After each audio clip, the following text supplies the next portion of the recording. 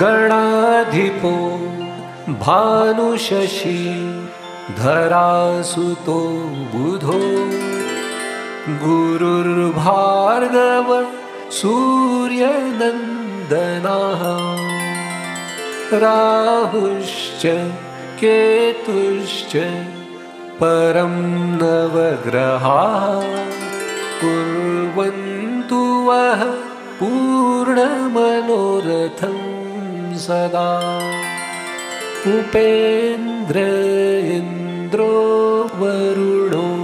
हुताशनस्त्रिविक्रमो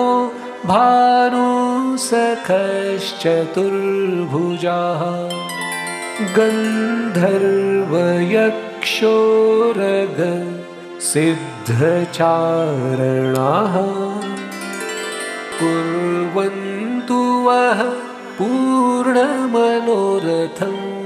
सदा नलोदधीचिः सागरः पुरूरवा शाकुन्तलेयो भरतो धनञ्जयः रामत्रयं वैन्यबली युधिष्ठिराः कुर्वन्तु वः पूर्णमनोरथं सदा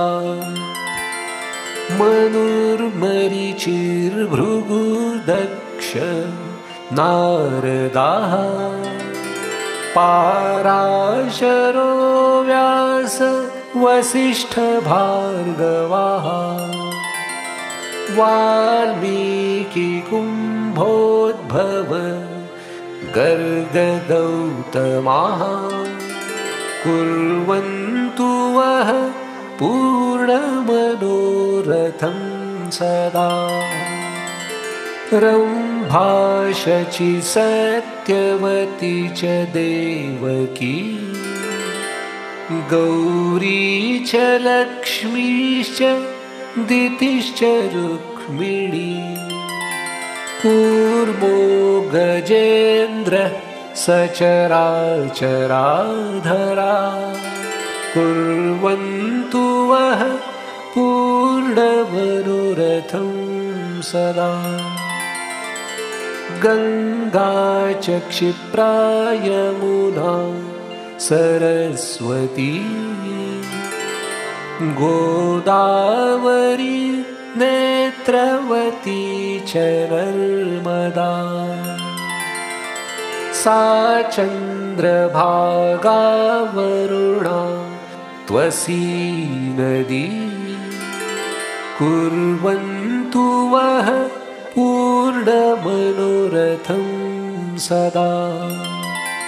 तुङ्गप्रभासो गुरुचक्रपुष्करौ गया विमुक्ता बदरिवटेश्वराः केदार पम्पासरश्च नैमिषम् कुर्वन्तु वः पूर्णमनोरथं सदा शङ्खश्च दूर्वासितपत्रचामरम् मणिप्रदीपो वररत्नकाञ्चरम् सम्पूर्णकुम्भ सुहृतो हुताशनाः कुर्वन्तु वः पूर्णमनोरथं सदा प्रयाणकाले यदि वा सुमङ्गले प्रभातकाले च